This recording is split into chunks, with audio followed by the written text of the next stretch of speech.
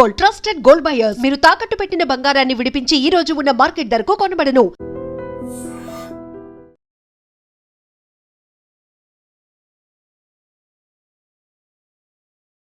Hello యూర్స్, welcome to iDream media. ఇప్పుడు రెండు తెలుగు రాష్ట్రాల్లో కూడా సంచలనంగా మారినటువంటి విజయనగరం జిల్లా రాజాం నియోజకవర్గం డోలపేటకు సంబంధించినటువంటి స్పందన హత్య కేసు. అసలు ఒక్కొక్క ట్విస్ట్ ఒక్కొక్కలా బయటపడేసరికి ప్రతి ఒక్కరు కూడా షాక్కి గురయ్యారు. ఇంతకీ అసలు ట్విస్ట్ ఏంటనేది కూడా అందరికీ తెలిసిపోయిందే. కొడుకే కాళయముడిగా మారి తల్లిని అతి కిరాతకంగా హత్య చేశాడు. కానీ కొడుకు వాడిన ఎమోషనల్ సెంటిమెంట్ ఏంటంటే, అమ్మ ఆకలి అవుతుంది, వచ్చి అన్నం పెట్టు. కొడుకు అలా అడిగేసరికి ఏ తల్లికైనా కన్నపేగు విలువిల్లాడిపోతుంది. నా కొడుకు ఆకలితో అలమటిస్తున్నాడు కదా, కాస్త అన్నం పెట్టాలని పరుగున వచ్చింది. కానీ ఆమెకు వచ్చే దారిలో తెలియదు కదా కొడుకు చేతిలోనే అంతమైపోవడానికి వస్తుంది అనేసి. సో ఈ కేసుకు సంబంధించి అయితే మాత్రం పోలీసులకి ఒక సవాల్గా మారిందనే చెప్పుకోవచ్చు. రోజుకో రకంగా మలుపులు తిరిగినటువంటి ఈ కేసు సంబంధించి ఫుల్ డీటెయిల్స్ అన్ని కూడా మాట్లాడేందుకు మన ముందు ఉన్నారు రాజాం ఇన్ఛార్జ్ సిఐ అయినటువంటి ఉపేంద్ర గారు ఉన్నారు. మాట్లాడదాం. సార్ నమస్తే. సార్ నమస్కారం సార్. ఎప్పుడు కూడా అంటే మూవీస్లో కూడా ఈ వర్డ్స్ కానీ ఒక మాఫియాకి డాన్గా మారాలి, నేను ముంబై వెళ్ళాలి, సో దానికోసం తల్లిని హత్య చేయాలి, అది కాకుండా ప్రేమ వ్యవహారం కోసం నా తల్లిదండ్రుల అడ్డు తొలగించుకోవాలి అని ఇంత కిరాతకంగా ఒక 15 years కిడ్ ఆలోచించాడు అంటే అసలు ఫస్ట్ మీరు ఈ కేసు గురించి నమ్మారా? అంటే మొదటగా అయితే మేము నమ్మలేదమ్మా. మొదట మేము సీన్కి వెళ్ళేటప్పటికి సీన్ చూసిన తర్వాత కానీ మేమేమనుకున్నామంటే మేబీ ఈమె చనిపోయింది, ఈమెతో పాటు బాబుని కూడా చనిపోవటం కానీ లేకపోతే చంపేయటం కానీ లేదన్నా ఆ బాబుని కిడ్నాప్ చేయటం కానీ ఎవరైనా వాళ్ళు చేసి ఉంటారు అనుకున్నాం. ఇనీషియల్గా మాకు ఫోన్ వచ్చినప్పుడు కూడా ఎవరైతే డిసీజ్డ్ ఉన్నారో ఆమె భర్త కూడా ఏం చెప్పారంటే, ఇందులో మా ఇంట్లో గోల్డ్ పోయిందండి అని చెప్పారు. దాంతో మేము కూడా అసలు ఫస్ట్ దీన్ని అసలు ఒక ముందు ప్రాపర్టీ అఫెన్స్ కానీ ముందు తీసుకున్నాం. మేము సీన్లోకి వెళ్ళిన తర్వాత డెడ్ బాడీ చూసి మాకు కొంత ఐడియా వచ్చింది, ఇది ఎవరో హత్య చేసి ఉంటారు. అక్కడ ఉన్న వూండ్స్ కూడా అన్ని కూడా ఒక షార్ప్ ఎడ్జ్డ్ వెపన్ ఇంజరీస్లో కనబడుతున్నాయి మనకి. అంటే ఖచ్చితంగా హత్య జరిగింది. అయితే హత్య ఎలా జరుగుంటుంది ఏంటి అంటూ మేము చేసుకుంటూ వెళ్తున్నాం. మా పై ఆఫీసర్లు కూడా ఈ అబ్బాయి గురించి వెతకమని ఇనీషియల్గా మాకు ఇన్స్ట్రక్షన్స్ ఇచ్చారు. మేము ఆ చెరువు అంతా కూడాను సెర్చ్ చేయడం జరిగింది. చెరువుకు 4 వైపులు కూడా సెర్చ్ చేయడం జరిగింది. చేసిన తర్వాత ఎక్కడ మాకు బాడీ ఫౌండ్ అవ్వలేదు. ఆ ఇన్వెస్టిగేషన్ కొంత సమయం గడిచిన తర్వాత ఇంట్లోనే కొన్ని ఈ పిల్లోడి తాలూకా బుక్స్ అన్నీ కూడా సెర్చ్ చేయడం మొదలుపెట్టాం. బుక్స్ అన్నీ కూడా ఒక్కొక్కటి చూసుకుంటూ వెళ్తే ఒక బుక్లో ఒక చిన్న తనకు తానుగా ఓన్గా రాసుకున్నటువంటి ఒక డైరీ పేజ్ లాంటి లవ్ లెటర్ ఒకటి కనిపించింది.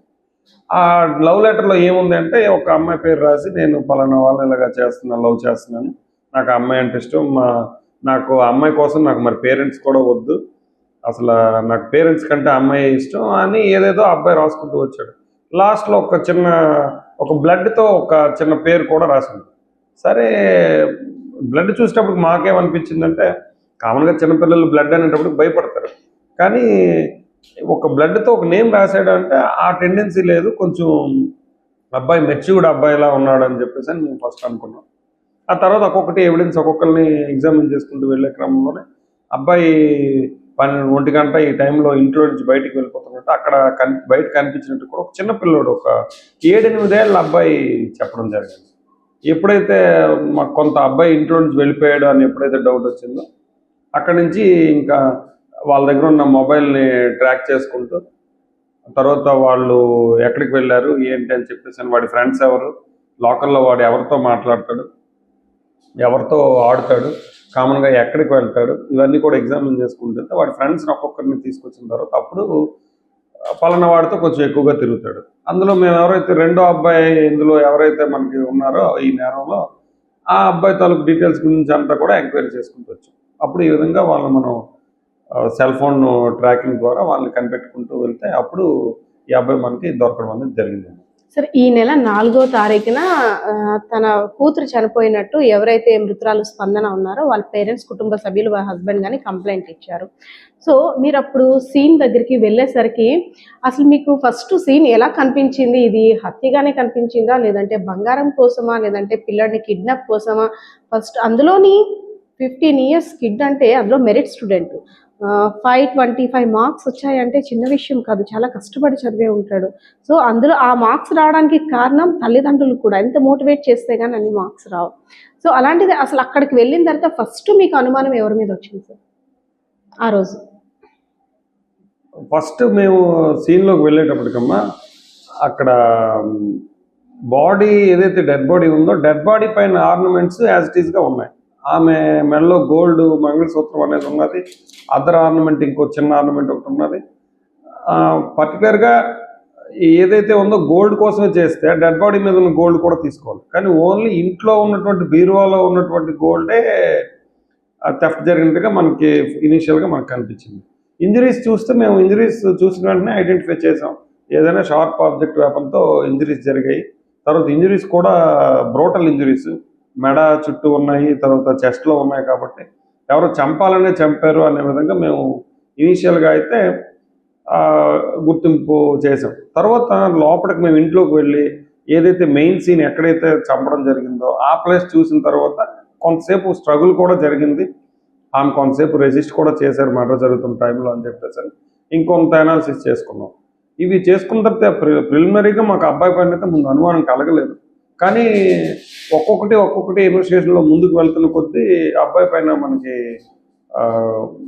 కొంచెం అనుమానం కలిగి మనం అబ్బాయిని ట్రాక్ చేయడం అనేది జరిగింది. సరే, ఈ జపనీస్ యానిమేషన్ మూవీ ఇంపాక్ట్ బాగుంది, మాఫియాకి డాన్ అవ్వాలి, ముంబై వెళ్ళాలి, అసలు ఈ థాట్స్ అనేవి అబ్బాయికి ఎప్పుడు క్రియేట్ అయ్యాయి అంటారు? ముందు నుండి ఉన్న ఫ్రెండ్స్ పరిచయమా, లేదంటే ఈ కొన్ని రోజులుగా క్రియేట్ అయిందంటారు ఆ థాట్? ఇప్పుడు ఈ నేరంలో మాకు రెండవ అబ్బాయి ఉన్నాడు కదమ్మా, ఈ అబ్బాయి ఒక 1 ఇయర్ నుంచి ఈ చనిపోయిన లేడీ తాలూకా అబ్బాయికి పరిచయం అమ్మ. వీళ్ళిద్దరు కూడా ఒకే గ్రౌండ్లో క్రికెట్ ఆడతారు. క్రికెట్ ఆడుతుంటే వీళ్ళిద్దరూ ఒకరికొకరు పరిచయం ఎలా అయ్యారు అంటే, ఈ రెండవ అబ్బాయికి కూడా ఇంటి దగ్గర చిన్న చిన్న ప్రాబ్లమ్స్ ఉన్నాయి. ఇంటికి వెళ్ళలేకపోవడం, లేకపోతే లేకపోతే ఫాదర్కి ఉన్న కాన్ఫ్లిక్ట్స్ వల్ల ఈ అబ్బాయిని దూరం పెట్టడం, ఈ అబ్బాయికి వాళ్ళ పేరెంట్స్ ఎక్కువగా కొట్టడం, వీటితో ఇంటి నుంచి కొంచెం అబ్బాయి దూరంగా జరిగాడు. అదేవిధంగా వాళ్ళ నాన్నగారు ఈ అబ్బాయిని కొట్టడం వల్ల కానీ, లేకపోతే అబ్బాయిని అందరి ముందు ఇన్సల్ట్ చేయడం వల్ల పేరెంట్స్ మీద ఆ అబ్బాయి కూడా గ్రిడ్జ్ పెంచుకున్నాడు. గ్రిడ్జ్ పెంచుకున్న క్రమంలో వీళ్ళిద్దరూ పరిచయం అయ్యారు. పరిచయం అయ్యి ఈ మొదటి అబ్బాయి రెండో అబ్బాయికి తన ప్రాబ్లమ్స్ అని చెప్పాడు. మా మదర్ నాకు టార్చర్ చేస్తుంది, మా మదర్ నాకు బాగా రిస్ట్రిక్షన్స్ పెడుతుంది, నాకు బయటకి ఎక్కడికి వెళ్ళటం లేదు, ఆడపిల్లలతో మాట్లాడద్దు అంటుంది, ఫోన్ చూడొద్దు అంటుంది. ఇలా చెప్తే వీడు కూడా ఏం చెప్పాడు, రెండో వాడు కూడా, నాకు కూడా సేమ్ ప్రాబ్లం రా, నాకు కూడా ఇంటి దగ్గర సేమ్ ప్రాబ్లం ఉంది, నన్ను కూడా మా నాన్న కొడుతున్నాడు, అందరి ముందు నన్ను ఇన్సల్ట్ చేస్తున్నాడు, నీకు నాకు సేమ్ ప్రాబ్లం ఉంది కాబట్టి మన ఇద్దరం ఇంట్లో నుంచి వెళ్ళిపోదాం. సరే, ఇంట్లో నుంచి వెళ్ళిపోదాం అంటే ఎక్కడికి వెళ్దాం? ఇంట్లో నుంచి వెళ్ళిపోదాం అనుకున్న తర్వాత మనం ముంబై వెళ్ళిపోతే మనం డాన్ అవుతాం, అక్కడ మనం ఎక్కువ డబ్బులు సంపాదిద్దాం మనం అని ఇద్దరు ప్లాన్ చేసుకున్నారు. సరే, డబ్బులు మన ఇద్దరికి ఎలా వస్తాయి? డబ్బులు ఎలా వస్తాయంటే ఈ విధంగా మొత్తం పలానా వాళ్ళు ఇల్లు దొంగతనం చేద్దామా, లేకపోతే రాజాంలో ఎవరైనా బిగ్ షాట్స్ ఎవరున్నారు, పలానా వాళ్ళ ఇంట్లో చేస్తే బెటరా అని కూడా వీళ్ళిద్దరి మధ్యన కొంతకాలం డిస్కషన్ నడిచిన తర్వాత ఫైనల్గా ఏంటంటే, ఏదైనా మా అమ్మ నాన్న చంపిన తర్వాతే మనం ఇక్కడి నుంచి వెళ్ళిపోదాము అని ఎవరైతే చనిపోయారో ఈ స్పందన వాళ్ళ అబ్బాయే ముందు వాడు మర్డర్ కోసం అని చెప్పేసి అని ఒక ఐడియా ఇచ్చాడు. ఇచ్చిన తర్వాత సరేరా మనం మీ మదర్ని చంపి ఇంట్లో ఉన్న గోల్డే పట్టుకొని వెళ్ళిపోదాం అని చెప్పేసి రెండో వాడు ఇచ్చేసి ఇద్దరు కలిపి మర్డర్ ప్లాన్ అనేది చేశారు. యానిమేషన్ అంటే ఈ కామన్గా పిల్లలందరూ ఇప్పుడు మొబైల్ ఫోన్కి 4 ఇయర్స్ నుంచి 3 ఇయర్స్ నుంచి అలవాటు పడిపోతున్నారు. పేరెంట్స్ కూడా ఎలా మాట్లాడతారంటే 3-4 ఇయర్స్లో మా పాప సెల్ ఫోన్లో అన్ని ఆపరేటింగ్ చేసేస్తుంది, అన్ని యాప్స్ డౌన్లోడ్ చేసేస్తారు, అన్ని గేమ్స్ చాలా దినిగా ఆడుకుంటారు, అదేదో మనం గర్వంగా చెప్పుకుంటున్నాం. కానీ అది రాను పిల్లలు అదొక ఎడిక్షన్గా మారిపోతుంది. ఎడిక్షన్గా మారిపోయి ఇంకా మొబైల్ లేనిదే వాళ్ళు భోజనం చేయరు, మొబైల్ లేనిదే బుక్ తీరు. అంతే. ఈవెన్ దో మీరు అన్నట్టు ఎవరైతే ఈ అబ్బాయి మర్డర్ చేసిన అబ్బాయి ఉన్నాడో ఆ అబ్బాయి అయితే 525 మార్క్స్ వచ్చాయి. ఆ అబ్బాయి రాసిన లెటర్ కూడా నేను చదివాను, ఇంగ్లీష్లో చాలా చక్కగా రాశాడు. గ్రామర్ మిస్టేక్స్ లేవు, స్పెల్లింగ్ మిస్టేక్స్ లేవు, చాలా చక్కనైన ఇంగ్లీష్ పదాలు వాడాడు, చాలా చక్కగా ఉంది. అంత నాలెడ్జ్ ఉన్న అబ్బాయి కూడా ఒక నేరం వైపు వెళ్ళాడు అంటే ఆ పిల్లోడి పైన సెల్ ఫోన్ ప్రభావం అనేది చాలా ఎక్కువగా ఉంది.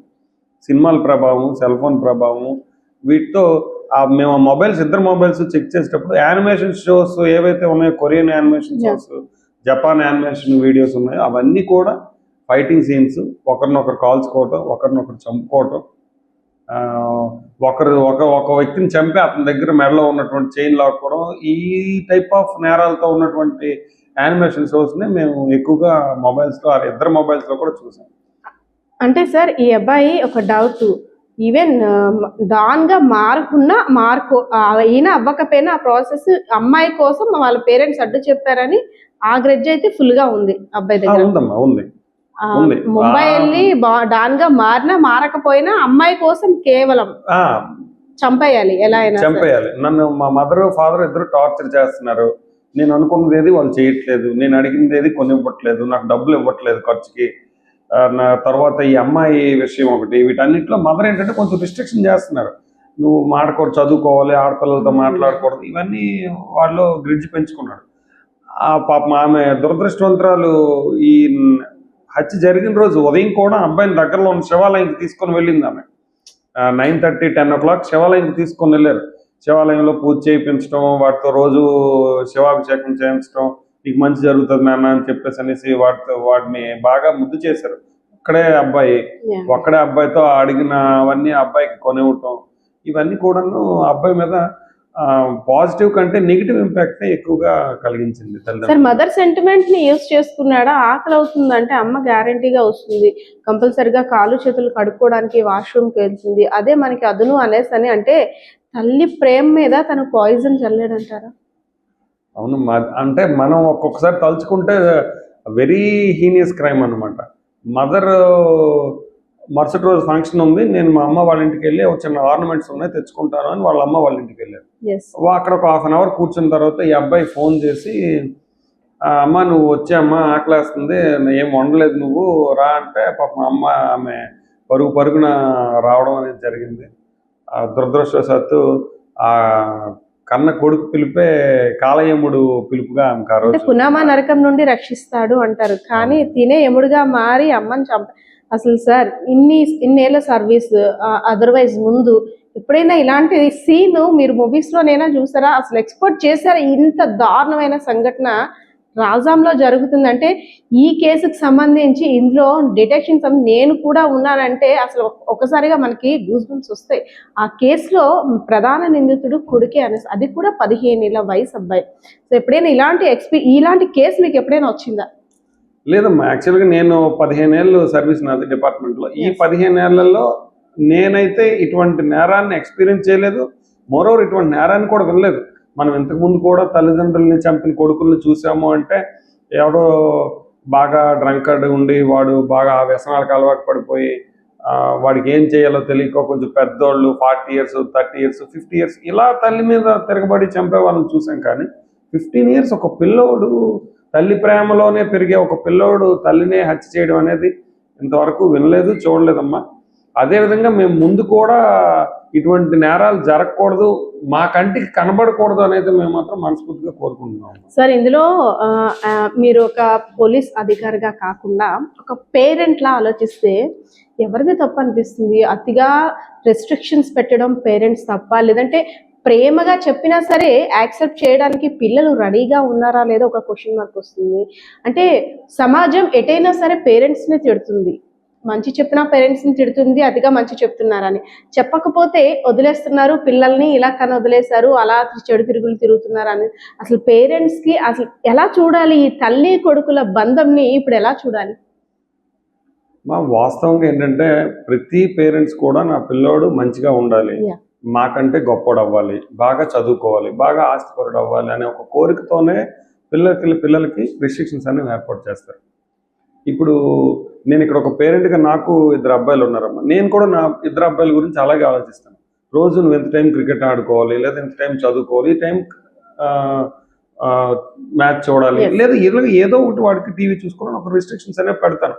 రిస్ట్రిక్షన్ పెట్టకుండా ప్రపంచంలో ఏ పేరెంట్ ఉండరు. అది మీరు కానీ నేను కానీ రిస్ట్రిక్షన్స్ ఉన్నటువంటి పేరెంట్స్ మధ్యన పెరిగాం. ఎవరైతే పేరెంట్స్ తాలూకు రిస్ట్రిక్షన్స్ని ప్రేమగా అర్థం చేసుకుంటారో ఆ పిల్లలు ముందుకెళ్తారు.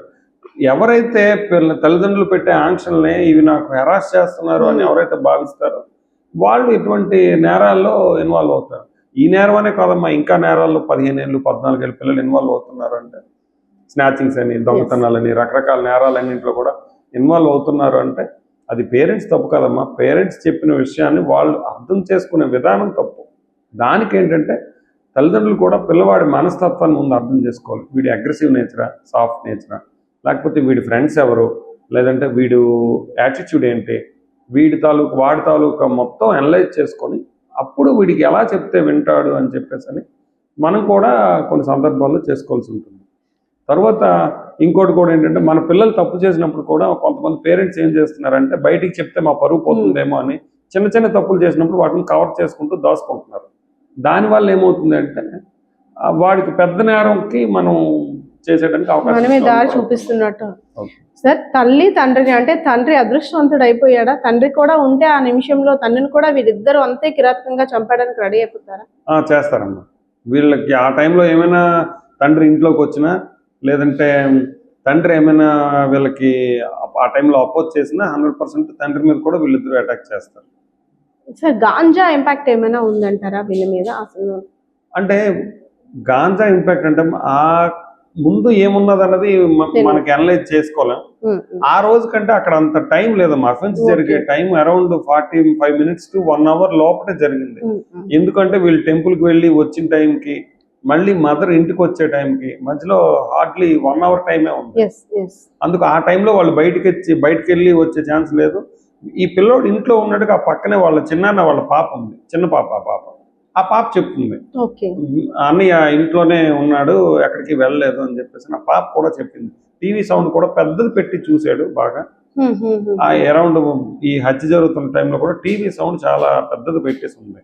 ఆ పాప ఒక చిన్న పాప, ఒక 5-6 years పాప కూడా. మూవీలో చూసినట్టుగా అంటే నోట్లో చేయి పెట్టి గట్టిగా కరుస్తుంటే ప్రాణం ఉంది, అది కకి మూవీ సీన్స్ అవి కూడా వీళ్ళు ప్లే చేశారు. అంటే అసలు ఎప్పటి నుండో ఆ ఇంజెక్ట్ అనేది, ఆ క్రైమ్ ఇంజెక్ట్, ఏదో క్రైమ్ ఈ విధంగా చెయ్యాలని ఎవరైతే ఈ అబ్బాయి ఉన్నాడో తన ఫ్రెండ్ వచ్చినా రాకపోయినా తినొక్కడైనా చేయడానికి సిద్ధపడిపోయి ఉంటాడా? ఉండొచ్చమ్మా. వీడి తాలూకా మొబైల్ సెట్స్ లో అమెజాన్ కొరియర్స్ లో అసలు వీడు ఏం కొంటున్నాడు, లేదా వీడి కొరియర్ యాప్స్ ఏమున్నాయని చెప్పేసి అందులో కూడా వీడి ప్రీవియస్ సెర్చెస్, ప్రీవియస్ పర్చేసెస్ అన్ని చూసుకుంటూ వస్తాయి. అందులో కూడా వీడు మర్డర్ చేయడానికి ఉపయోగపడే చాకులు ఏమేమి ఉన్నాయి, ఏ చాక్ అయితే ఎంత షార్ప్, ఎంత ఎడ్జ్ వస్తుంది అనేది కూడా వీడు సెర్చ్ చేసాడు. వాడి హిస్టరీలో చూసాం మేము కొన్ని రకాలైనటువంటి ఈ వెపన్స్ కూడా వీడు చాకులన్నీ కూడా చెక్ చేశాడు. సార్, వీళ్ళు తిరుపతి వెళ్ళి గుండు కూడా కొట్టించుకొని అంటే మమ్మల్ని ఎవరూ పోల్చుకోకూడదు అనేసి ఒక కొత్త సీన్, కొత్తగా మళ్ళీ మేము ఏదో కొత్తగా తిరగాలి, మళ్ళీ ముంబై వెళ్ళాలి, డాన్గా మారాలి. కానీ ఎలా అయితేనే పోలీసుల దగ్గర ఉన్న టెక్నాలజీ పట్టించేస్తుంది. సో దానికి అసలు పట్టుకోవడానికి మీరు చాలా కష్టపడి ఆ టెక్నాలజీని ఉపయోగించుంటారు. కేవలం అంటే మన డిస్ట్రిక్ట్ మాత్రమే కాకుండా అటు తిరుపతి డిస్ట్రిక్ట్ అన్ని శాఖల వారు కూడా మీకు బాగా హెల్ప్ చేస్తుంటారు. చేశారమ్మా. ఇందులో అయితే ఇనీషియల్గా వాళ్ళు ముందు మందసా వెళ్ళిపోయారు. ఈ ఎవరైతే ఈ రెండో అబ్బాయి ఉన్నాడో, ఈ చనిపోయిన ఆమె కొడుకు కాకుండా రెండో అబ్బాయి స్పందన గారు కాకుండా వాళ్ళ రెండో అబ్బాయి ఉన్నారు కదా, అబ్బాయి కాకుండా ఫ్రెండ్, వాడికి మర్డర్ చేసే టైంలో వాడి చేతులు కట్ అయ్యాయి. ఏదైతే వెపన్ ఉందో ఆ వెపన్ కూడా వీడి చేతికి కూడా కట్ చేసింది. వీడి మొత్తం వేళ్ళన్నీ కూడా కట్ అయిపోయాయి. 4 వేళ్ళు కట్ అయిపోయి, కట్ అయిన తర్వాత వీడు వాటికి ట్రీట్మెంట్ చేయించుకుందాం అని చెప్పేసి వీడికి మందసా దగ్గరలో ఒక ఫ్రెండ్ ఉన్నాడు, వీడితో పాటు ఇంటర్ చదువుకున్న ఫ్రెండ్. వాడి దగ్గరికి వీడు వెళ్ళి వాడితో ఫోన్లో మాట్లాడి వాడి దగ్గర షెల్టర్ తీసుకున్నాడు. 4వ తారీఖున హత్య జరిగితే 4వ తారీఖు రాత్రే వీళ్ళు మందసాలో ఉన్నారు. మరుసటి రోజు ఉదయం అక్కడ పలాస పిహెచ్సిలో ట్రీట్మెంట్ చేయించారు. ఆ ట్రీట్మెంట్లో ఒక 10 స్టిచెస్ పడ్డాయి వేళ్ళన్నిటికి కూడా. మేము ఆ అబ్బాయి నెంబర్ కూడా సెక్యూర్ చేసుకుని ఆ అబ్బాయి దగ్గరికి వెళ్ళి ఆ అబ్బాయిని కూడా మనం మాట్లాడి ఇంట్రాగేట్ చేస్తే ఆ అబ్బాయి ఇదంతా చెప్పాడు. నాకు ఇవేమీ తెలియదు సార్, వచ్చాడు ఇలాగ ఏదో జరిగిందని చెప్పాడు, ఇలా కట్ అయిపోయిందిరా చేయాలని వాడు చెప్పాడు. అయితే ఇప్పుడు ఎక్కడికి వెళ్ళారు, నాకు శ్రీకాకుళం వెళ్ళిపోతాం, బస్ ఎక్కించామన్నారు. నేను కాంప్లెక్స్లో విడిచిపెట్టేసి నేను వచ్చేసాను సార్, మరి వాళ్ళు ఎక్కడికి వెళ్ళారు అనేది నాకు తెలియదు. మేము ఇంకా అక్కడ సీసీ కెమెరాలు అన్నీ చెక్ చేసుకుంటూ ముందుకు వెళ్తే వీళ్ళు మా సస్పెక్టింగ్ ఏంటంటే సోంపేటలో ఆ రోజు నైట్ 7:30 ఈ టైంకి కోనార్క్ ఎక్స్ప్రెస్ ఉంది. ఓకే. వీళ్ళు దానికి లింక్ అయ్యారని మాకు కొన్ని సీసీ కెమెరాస్ ద్వారా తెలిసింది. కోనార్క్ అంటే ముంబై. ఇంకా యా మేము అనుకున్నట్టుగానే మనం సెల్ సిడిఆర్స్ అవి ఇవి అనలైజ్ చేసేటప్పటికి అది ముంబై వచ్చింది. యా ముంబై నుంచి మళ్ళీ వెనక్కి లోనావాలా వచ్చారు. ఈ లోపు ఇక్కడి నుంచి మనం ఒక టీం పంపించేసాం. మనం మీరు అక్కడికి వెళ్ళండి, నేను కూడా బయలుదేరిపోయాను. ఇంకా మా ఎస్పీ గారి ఉత్తర్వుల మేరకు నేను కూడా వెళ్దామని బయలుదేరాను. మళ్ళీ మొబైల్ ఏంటంటే వెనక్కి ట్రావెల్ చేస్తుంది. ఓకే. అప్పుడు ఇంకొక టీం అక్కడ పెట్టాం, ఇంకో టీంనేమో వాళ్ళు ఇంకెక్కడైనా స్టేబుల్ అయితే 1 or 2 days స్టేబుల్ అయితే అక్కడ పంపిద్దాం ఇంకో టీం రెడీ చేస్తాం. ఈలోపు వాళ్ళు తిరుపతి మనకి లొకేట్ అయ్యారు. తిరుపతి లొకేట్ అయిన తర్వాత అక్కడికి ఇమ్మీడియట్లీ తిరుపతి పోలీసుని పంపించాం. అక్కడి నుంచి మళ్ళీ ఎస్కేప్ అయ్యారు. వాళ్ళు గుండు చేసుకున్నట్టుగా అది ఇదంతా కూడా వాళ్ళు చెప్పారు, ఈ విధంగా ఉంది అని చెప్పేసి అంతా చెప్పారు. వాళ్ళు ఎస్కేప్ అయిన తర్వాత ఇక్కడ ఎవరైతే వాళ్ళ ఫ్రెండ్, ఇంకొక ఫ్రెండ్ ఉన్నాడు కదా మన మందసా ఫ్రెండ్, వాడితో ఒక వాట్సాప్ చాట్ చేయించి ఆ చాట్కి రెస్పాండ్ అయ్యి నా దగ్గర గోల్డ్ ఉంది, ఇది అమ్మి పెట్టాలరా, నాకు ఆధార్ కార్డు కావాలరా, మాకు ఎక్కడ అకామిడేషన్ ఇవ్వడం లేదు, సేమ్ టైం మాకు ఇది గోల్డ్ కూడా అమ్మడం అవడం లేదు, నాకు ఒక ఆధార్ కార్డు కావాలి, మా అమ్మని అడిగి ఒక ఆధార్ కార్డుతే, అదేవిధంగా ఈ గోల్డ్ మనం డిస్పోజ్ చేద్దాము, ఎక్కడైనా నాకు ప్లేస్ చూడండి, సరేరా నువ్వు ఇట్రా నేను ఎక్కడో దగ్గర డిస్పోజ్ చేస్తానని వాడు అనడం, అనుకోకుండా మన ట్రాప్లో వాళ్ళు పట్టడం ద్వారా మనం పట్టుకోగలిగాము. సార్, మీరు వాళ్ళ దగ్గరికి వెళ్ళిన తర్వాత ఎవరైతే జాయినర్స్ ఇద్దరు ఉన్నారో వాళ్ళతో మాట్లాడారు కదా, తర్వాత అమ్మ లేదు, ఇంకా అమ్మ నాతో ఉండదని కనీసం ఇంత బాధైనా అబ్బాయిలో కనబడిందంటారా? ఆ జాలి, ప్రేమ, దయ, మా అమ్మని చూస్తాను అనే మాట ఏమైనా వచ్చిందా? ఏమమ్మా, నాకు వాళ్ళ ఫేసెస్లో అయితే ఆ ఫీలింగ్సే కనబడలేదమ్మా. ఇద్దరిలో కూడా పశ్చాత్తాపం అనేది కొంచెం కూడా కనిపించినట్టుగా లేదు వాళ్ళలో. అసలు అంటే పిల్లల మనస్తత్వం ఇలా ఉందా అనిపించింది. అంటే మనం ఎంత ప్రేమతో పిల్లల్ని పెంచుతాం కదా, వాళ్ళు కొంచెం పెద్ద అయిన తర్వాత ఇలా తయారవుతారా అని వాళ్ళని చూస్తే నాకు అనిపించింది. అసలు పశ్చాత్తాపం లేదు, బాధ లేదు, సరే ఏదో జరిగిపోయింది అనే ఒక ఫీలింగ్లో ఉన్నారే తప్ప, కానీ అంటే ఏదో గొప్పగా నేరం చేస్తాము ప్రౌడ్ గా ఫీల్ అవుతున్నారు కూడా. మేము అడిగామమ్మా వాళ్ళని, సరేరా మీరు ముంబై అనుకున్నారు, డాన్ అవుదాం అనుకున్నారు, డాన్ అయితే అవ్వాలనుకుంటే బంగారం ఉంటే సరిపోతుంది కదా, డబ్బులు ఉంటే సరిపోతాయి కదా, అసలు తల్లిని హత్య చేయవలసిన అవసరం ఏముంది అని చెప్పేసి వాళ్ళు దానికి చెప్పిన రీజన్ వింటే మాకు ఇంకా ఇదనిపించింది. వాళ్ళు ఏమంటారంటే, మేము మర్డర్ చేసామంటే మాకు అక్కడ వాల్యూ ఎక్కువ ఉంటుంది కదా సార్, మేము మర్డర్ చేసి అక్కడికి వెళ్ళి మా గురించి పోలీసులు తిరుగుతున్నారు అంటే వాళ్ళు మమ్మల్ని గ్రూప్లో ఈజీగా చేర్చుకుంటారు, మాకు అక్కడ వాల్యూ ఎక్కువ ఉంటుందని మేము మర్డర్ చేసామని చెప్పారు. మనం అది అనలైజ్ చేసుకున్నప్పుడు వాళ్ళు ఏం చెప్పారంటే, మనకు రీసెంట్లీ కూడా ఏదో ఒక తెలుగు మూవీలో చూపిస్తారు, వాళ్ళని ఒక సైకో గ్రూప్ లో జాయిన్ చేసుకోవాలి అంటే కాదమ్మా, ఇంకేదో అందులో ఒక సైకో గ్రూప్ ఉంటుంది, ఆ గ్రూప్ లో జాయిన్ చేసుకోవాలి అంటే ఒక మర్డర్ చేసి వీడియో పోస్ట్ చేస్తేనే అడ్మిన్ ఏమో వాళ్ళ గ్రూప్ లో జాయిన్ చేసుకుంటారు. అంటే వీళ్ళు సినిమాలో ఎంత ప్రభావితం వీళ్ళని చేస్తున్నారు అన్నది మనం అర్థం చేసుకోవచ్చు. కేజీఎఫ్ మూవీలో డాన్ అవుదాం అనుకున్నారు, ఓకే, అసలు కేజీఎఫ్ మూవీ మదర్ సెంటిమెంట్. అందులోని ఇంకా 4 రోజుల్లో మదర్స్ డే కూడా ఉంది. 4th అంటే 8th, దాదాపు 8th to 10th mothers day కూడా ఉంది. మదర్స్ డేకి ఇలాంటి గిఫ్ట్ అంటే ఇప్పుడు ప్రతి ఒక్క పేరెంట్స్ కూడా భయపడుతున్నారు.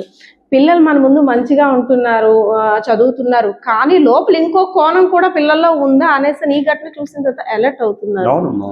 ఎస్ సార్, ఇప్పుడు పేరెంట్స్ ఎలా ఉండాలంటే ఒక్కొక్క సంఘటన బట్టి ఒక్కొక్కసారి చెప్తాం, పేరెంట్స్ అంతా వాళ్ళ మొబైల్స్ చూడండి, ఎక్కువగా సోషల్ మీడియాకి ఇంపాక్ట్ అవ్వకుండా చూడండి, వాళ్ళ నడవడికని గమనించండి.